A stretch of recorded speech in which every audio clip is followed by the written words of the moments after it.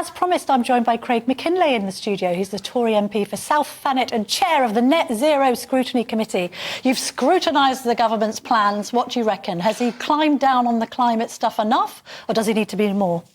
What I'm very pleased about is I think we've opened the door to a discussion, because we haven't been having a discussion before. A word we've heard a lot of this week is pragmatism. Yes. And I think this is a pragmatic approach. And do you know what is really underlying all this? Is that we do not have enough electricity generation. I thought you were going to say votes. Well, some of those would be nice as well. It's politically more expedient for him to abandon some of these pledges, or at least delay them, because you know it's going to win you votes. Well, at the end of the day, right? We're here to get elected. We're here to serve the public. You might also be serving the public better if you try and save the planet. Well, I don't think that's stopped at all. We've still got the 2050 in place for good or ill. Yeah. But do you not agree with that then? I'm a bit.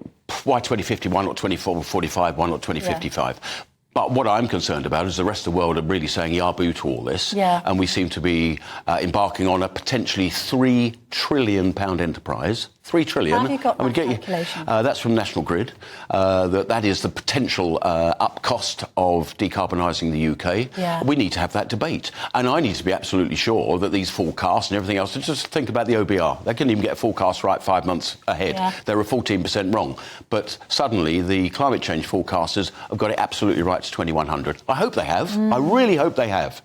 Because a £3 trillion enterprise has got to be founded on absolute. I suppose the argument for that absolutism. will be 3 trillion up until 2050. It is. It is. But I mean, let me just explain the energy supply. Only 20% of the energy we use is electricity. Yeah. The other 80% is petrol, diesel in your tank and gas and oil in your home. We haven't even got to the renewable sources to get to the 20% of electricity we use. Yeah. We're actually talking about replacing that 80% with renewable sources or nuclear, I hope. I'm very much in favour of nuclear.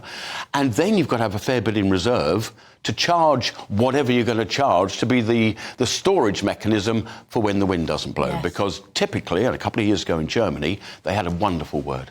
Dunkelflaute is when you have an anti-cyclone sitting above Europe. Yeah.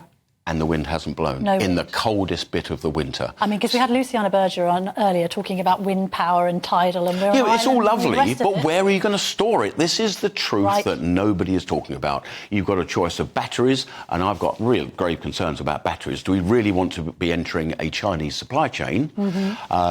So we're jumping out of Putin's frying pan into President Xi's fire is one. You could do some pumping uphill, so you can use hydropower.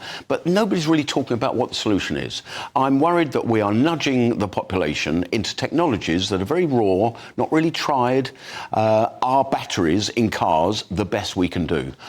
If we have that pause, perhaps hydrogen might show itself again, need loads and loads of electric power to make the stuff, or it might be a synthetic fuel. But even if we're looking at hydrogen and other options, you're going to have to put a shed load of investment into some of those industries, and therefore it's going to cost the taxpayer in the long run, whatever happens. If we're going to be switching ever more greener, which I think we can both agree we should do, don't want to be Luddite about it and go back to the days of the Industrial Revolution, like pollution filling our cities and all the rest of it. What I found interesting about what you wrote for the Mail on Sunday this morning is you're talking about the counterintuitive nature of the drive towards electric cars. You're basically saying, in the headline, they'll need to excavate the streets using diesel diggers. Good point. And then you talk about the electrification plans for lamppost bins and benches as pie in the sky. Why do you say that? You've got to connect or find an electricity supply to a lamppost, say. A lamppost only uses about 1 kilowatt. It's only got to do a bit of lighting.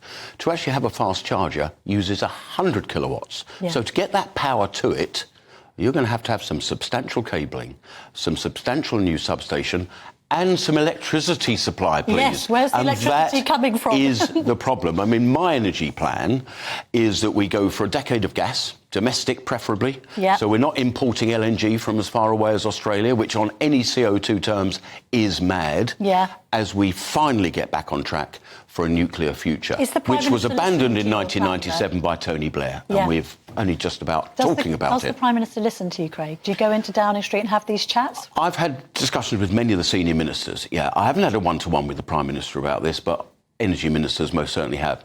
And I think my views on the energy policy were made very clear with the passage of the energy bill. You must be pleased because David Maddox was on the paper review earlier saying that he's handing Tories like you some red meat. Are you gobbling it up with glee? I am. What I'm most pleased about is we're having the debate. For too long, we've not been having this debate about net zero. I mean, it wasn't long ago we were going to ban new cars and internal combustion engine cars at 2040. That was deemed to be the date.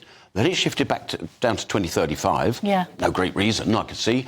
And then Boris Boosterism, we loved him dearly, it went to 2030. Well, talking of Boris, I mean, a lot of these ideas were his ideas and you backed him.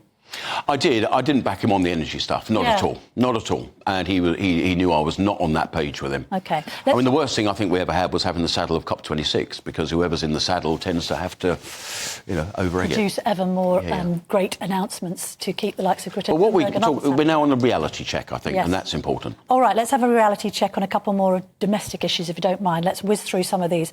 May election or autumn election? What's your prediction? I'm still on autumn. Are you? Yeah, I am still on autumn. You're happy about it? But it might be May. No, I don't know. Can you keep your seat, Craig? Yeah, yes, I can keep my seat. Yeah? Yes. It's going to be tough. It's going to be tough. On the doorstep. I mean, they're disaffected with the Tories, to say they are. at least. They are. We've got different seats around the country. We've got what we call blue wall, red wall. I call mine the sea wall. And I think the opportunity for creating some proper divisions between us and Labour, and I think energy is one of them.